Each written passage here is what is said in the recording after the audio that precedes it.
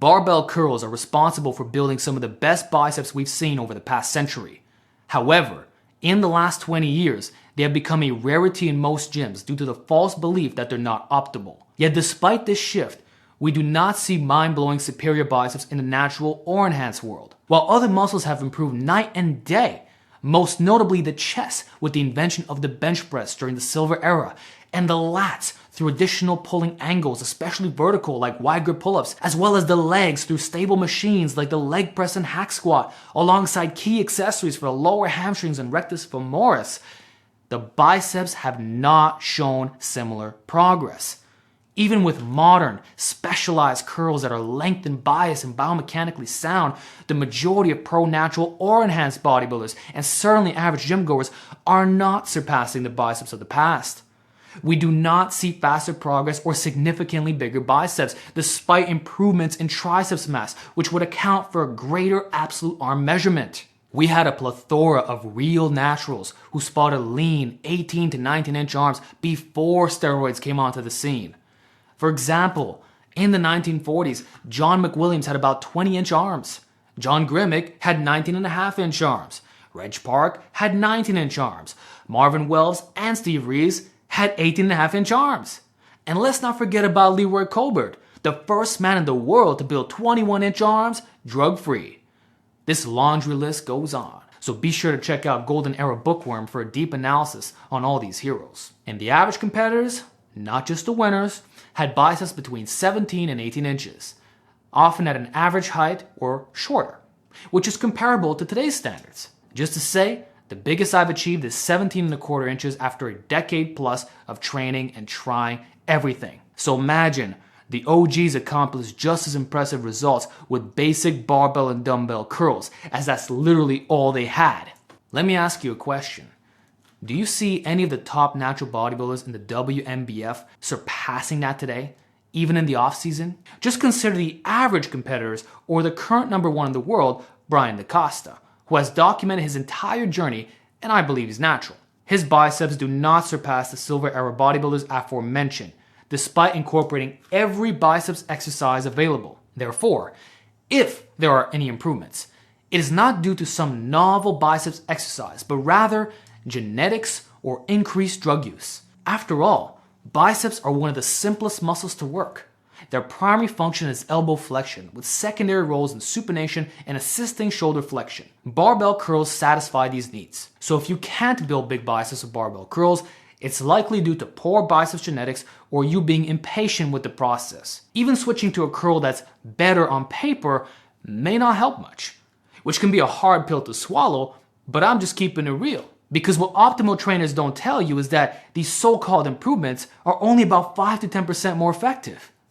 Dr. Milo Wolf is one of the few experts with the integrity to admit this. Nowadays, many influencers stress about training the biceps from various angles, focusing on the short head, long head, length and resistance profiles, perfect stability, and alignment to avoid lateral stress and maximize motor unit recruitment. These are all great things, but they constantly argue about what's optimal. All the while, these improvements are minuscule, but they make it seem like it's far more than that. Now, personally, I will fight for that small percentage as someone whose biceps don't respond well. However, 90% of lifters won't notice much difference. And if they do, it will likely be later in their lifting journey when their biceps are already big. My point is, if you build your base with simple barbell curls as your main mass builder, likely progressing to sets of 10 with 100 pounds, and perhaps adding in a preacher pad for more stability, you would see impeccable growth. And preacher curls, which are more length and biased, still count as barbell curls. It's just a variation of it, like a crossbreed of a dog. Then adding one more curl, like an alternate curl or hammer curl, progressing to 50 to 60 pounds per hand, would maximize your elbow flexor strength and size, ensuring you have no weaknesses. Now, if you began your lifting journey with optimal curls without ever doing barbell curls, understand that you could end up in the same place in a similar time frame, but with far more complicated and time-consuming training. So I'm not an old school purist, but I do analyze historical facts and measurements. Barbell curls have never been faulty in their results and offer about as fast progress as you can realistically expect. They were the #1 mass builder from the beginning, and remained popular until new machines emerged in the late 90s and early 2000s. That is quite recent.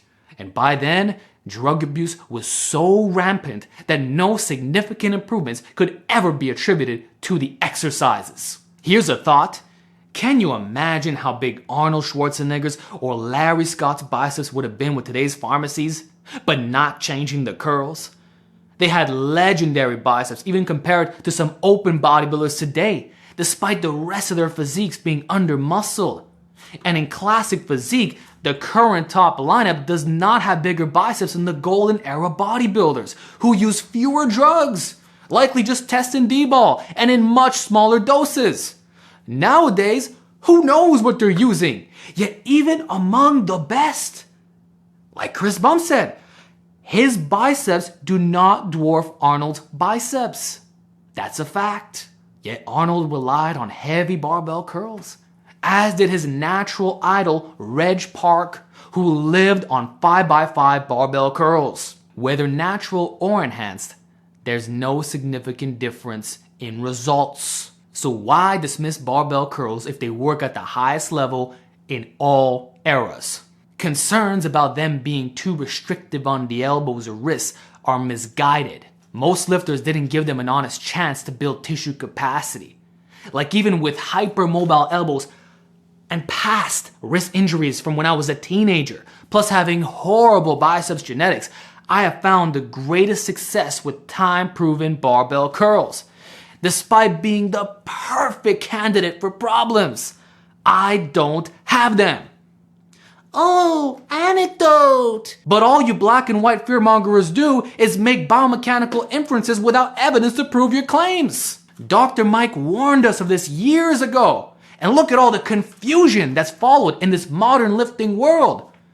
So please, show me the data that barbell curls cause or contribute to golfer's elbow or carpal tunnel syndrome. You can't, because it's all hypothetical and occurs for those who don't consider overuse and load management, which is what current pain science actually indicates. A far better anecdote is that none of the silver era bodybuilders complained about the straight bar being too restrictive. Even when the easy bar came out in 1950, the straight bar remained favored until the end of the golden era. It was only in the 90s where the easy bar gained popularity, which is fine, I have one and you can use it too. The point is, there was a 30-year gap during which the easy bar was available, yet the average bodybuilder, who was wider than most of us, still chose the so-called restrictive straight bar, curling heavy between 135 and 185 for reps, and did not develop the unavoidable issues that influencers now claim will plague your wrists and elbows. Do you see that this exaggerated fear of injury is why you still have small biceps after years of experimenting with various curls? You can't decide what's optimal. The consensus keeps changing. You earnestly believe that all the biomechanical factors must be present to fulfill your biceps potential and ensure safety. We can end this confusion right away, but it requires humility and correct execution of barbell curls. Stop flapping your arms like a chicken or performing underhand power cleans with the false justification that you're doing cheat curls. If it's not controlled, your form is ego-driven. That said, a small amount of sway is acceptable to keep your center of mass in check, as long as it's standardized. From there, gradually increase the load to strengthen the surrounding structures. If arm wrestlers can handle extreme lateral pressure like a gorilla trying to break their arm, which you'll never experience, then you can 100% handle the minor lateral forces from a barbell. We're not talking about massive force vectors here. You can easily adapt, just like the bodybuilders who came before you. Focus on getting stronger and take advantage of the microloading benefits that barbell curls offer, which again simultaneously builds the tissue so that you don't get hurt. With dumbbell curls, which you should do and I highly recommend, progress slows down tremendously after 50 pounds. Even a 5-pound increase can be substantial, and without magnetic microplates, it could take years to curl 60 to 70 pounds. The truth is, most naturals will never achieve it. In contrast, with barbell curls, after maxing out the preset bar, you can eventually work up to 135 without the lengthy plateaus. You can even go beyond, as proven by the competitive stats of strict curls, which are even harder. Many naturals now hit 185 on that exercise, which is a plate and a half per side. Imagine if you're not doing a strict curl and allow for some body movement. Dedicated naturals can absolutely curl 135 to 155 for reps with decent form. Greg O'Gallagher from Kinobody did this years ago at 168 body weight with very low body fat. Why can't you in the 170 to 200 range at say 15% body fat? This should be the real goal, and it has the greatest probability of success.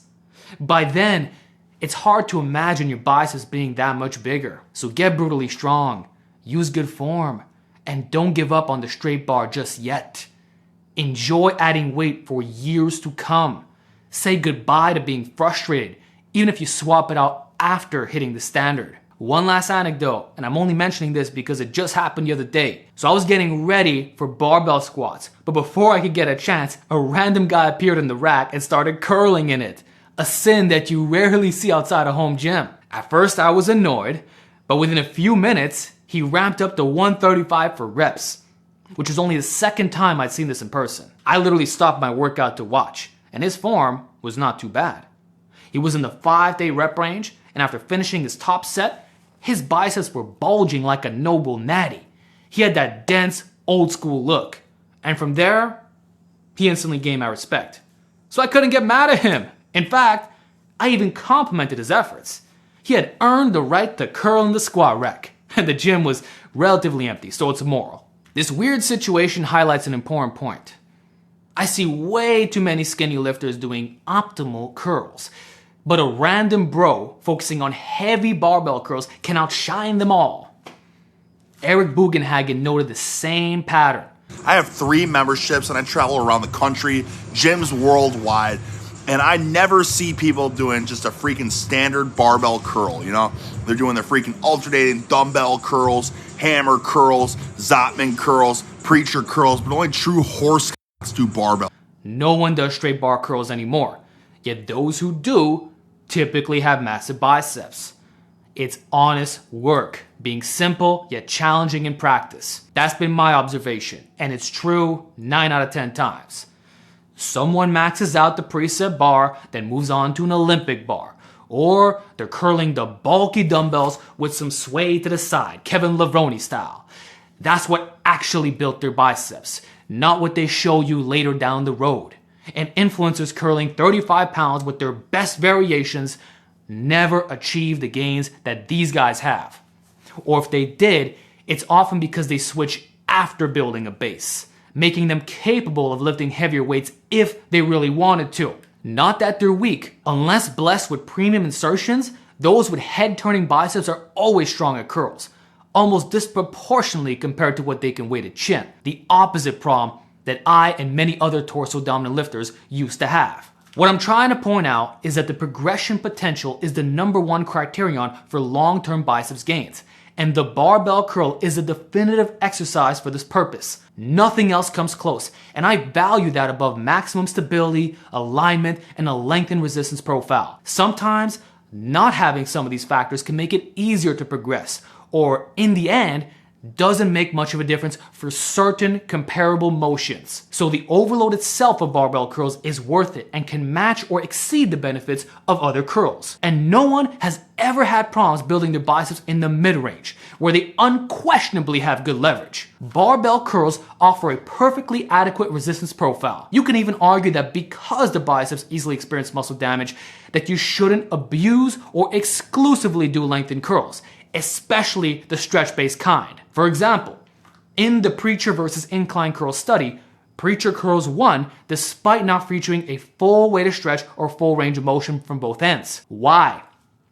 More stability, still lengthened bias, but less muscle damage, which enable better recovery. So going back to barbell curls, they're stable enough as proven by their loading potential, but are more mid-range focused, which should offer comparable gains with less soreness.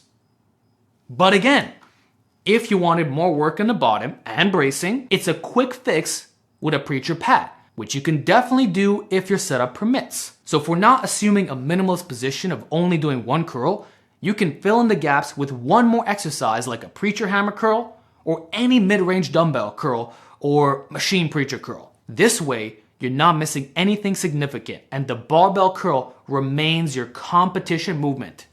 Think of it in those terms. And by the way, the restrictive grip of the barbell, which forces supination, is a minor advantage for pure biceps development. While carrying angle is a factor, I'm not convinced that an easy bar offers identical biceps biasing as pure supination. It might bring the brachialis more into play, but honestly, in the end, it's not a deal breaker. If you hit the right numbers, you'll still have massive biceps. But if they're extremely stubborn, then using a straight bar is probably a safer bet. That's what I mostly do, including on preachers. But you do you. It's all going to work. Free weighted bilateral curls, whether standing, seated, or with a preacher pad, all yield similar gains.